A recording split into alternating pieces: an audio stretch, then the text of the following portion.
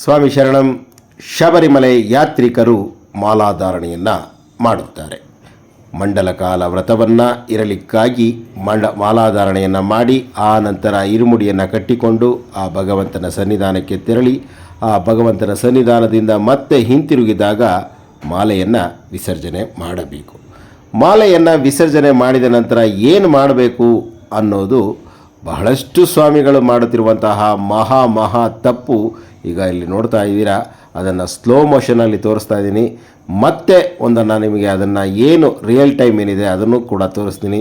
ಆ ಒಂದು ಸಮುದ್ರ ತೀರದಲ್ಲಿ ಗುರುಸ್ವಾಮಿಗಳೆಂದವರು ಆ ಒಂದು ಮಾಲೆಯನ್ನು ವಿಸರ್ಜನೆ ಮಾಡ್ತಾರೆ. ಅವರ ಕಾಲಿಗೆ ಆ ಸ್ವಾಮಿ ಮಾಲೆ ವಿಸರ್ಜನೆ ಮಾಡಿದವರು ನಮಸ್ಕಾರ ಮಾಡ್ತಾರೆ. ಅಲ್ಲಿಯವರೆಗೂ ಸರಿ. ಆ ನಂತರ ಮಾಡ್ತಾ ಇದ್ದಾರೆ ನೋಡಿ, ಮಹಾ ಘೋರ ತಪ್ಪು. ಆ ಸಮುದ್ರದಲ್ಲಿ ಎಸಿತಾ ಇದ್ದಾರೆ ಈ ಮಾಲೆಯನ್ನು. ಆ ಮಾಲೆಯಲ್ಲಿ ಎಂತಹ ಶಕ್ತಿ ಅಡಗಿದೆ ಎಂಬುದನ್ನು ಅರಿತಿದ್ದಾರಾ ಎಂಬ ಪ್ರಶ್ನೆಯನ್ನು ತಾವು ಕೇಳ್ಕೋಬೇಕು. ಏಕೆಂದರೆ ವರ್ಷವೂ ಆ ಭಗವಂತನ ಶಬರಿಮಲೆ ಯಾತ್ರೆಯನ್ನು ಮಾಡ್ತೀರಾ, ಆದರೆ ಆ ಒಂದು ಭಗವಂತನೇ ನಮ್ಮ ಜೊತೆ ಇರ್ತಾನೆ ಅಂತ ನಂಬಿರುವ ಮಾಲೆಗೆ ಈ ಗತಿ ಸರಿಯೇ?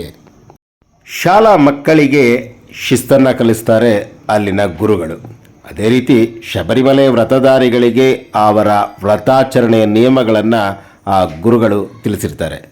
ಮಾಲೆಯನ್ನು ಎಲ್ಲಿ ವಿಸರ್ಜಿಸಬೇಕು, ಹೇಗೆ ವಿಸರ್ಜಿಸಬೇಕು, ಅದನ್ನು ಹೇಗೆ ಜೋಪಾನವಾಗಿ ಮುಂದಿನ ವರ್ಷದವರೆಗೂ ಯಾತ್ರೆಯವರೆಗೂ ಇಡಬೇಕು ಎಂಬುದನ್ನು ದಯಮಾಡಿ ಗುರುಸ್ವಾಮಿಗಳು ತಿಳಿಸಿಕೊಡಿ. ಇಂತಹ ಒಂದು ಎಲ್ಲಂದರಲ್ಲಿ ಮಾಲೆ ವಿಸರ್ಜನೆ ಮಾಡೋದು, ಆ ಮಾಲೆಯನ್ನು ಯಾವುದೋ ಮರದ ಕೊಂಬೆಗೆ ನೇತಾಕೋದು, ಅಥವಾ ಒಂದು ಗೋಲಕ ಅಥವಾ ಹುಂಡಿಯ ಮೇಲೆ ಇಟ್ಟು ಬರೋದು, ಅಥವಾ ಯಾವುದೋ ಒಂದು ಪಾದಗಳಿರುತ್ತೆ ಅಂದರೆ ಅಲ್ಲಿಟ್ಟು ಬರೋದು, ಅಥವಾ ಇಂತಹ ಒಂದು ಸಮುದ್ರದ ತೀರದಲ್ಲಿ ಆ ಮಾಲೆಯನ್ನು ವಿಸರ್ಜನೆ ಮಾಡಿ ಆ ಸಮುದ್ರಕ್ಕೆ ಮಾಲೆಯನ್ನು ಎಸೆಯುವುದು ಖಂಡಿತವಾಗಿ ಮಹಾ ತಪ್ಪು. ಈ ತಪ್ಪನ್ನು ಯಾರೂ ಮಾಡಬೇಡಿ. ಈ ವಿಚಾರವನ್ನು ತಾವು ಅರ್ಥೈಸಿಕೊಂಡಿರುವುದನ್ನು ತಾವು ದಯವಿಟ್ಟು ಕಾಮೆಂಟ್ ಮೂಲಕ ತಿಳಿಸಿ. ನಾನೇನಾದರೂ ತಪ್ಪಾಗಿ ಹೇಳಿದರೆ ತಿದ್ದಿ ನನಗಿಂತ ಕಿರಿಯವನು ಯಾರೂ ಇಲ್ಲ. VSS ಮೀಡಿಯಾ ಯೂಟ್ಯೂಬ್ ಚಾನಲ್ಗಾಗಿ ಹಾಗೂ ಮಣಿಕಂಠನ ಮಹಿಮೆ ಫೇಸ್ಬುಕ್ ಪೇಜ್ಗಾಗಿ TS ಕಣ್ಣನ್, ರಾಮನಗರ. ಈ ಒಂದು ಸ್ಲೋ ಮೋಷನ್ನಲ್ಲಿರುವ ವಿಡಿಯೋನ ರಿಯಲ್ ಟೈಮ್ ವಿಡಿಯೋವನ್ನು ಈಗ ಪ್ರಸಾರ ಮಾಡ್ತಾಯಿದ್ದೀನಿ. ಸ್ವಾಮಿ ಶರಣಂ.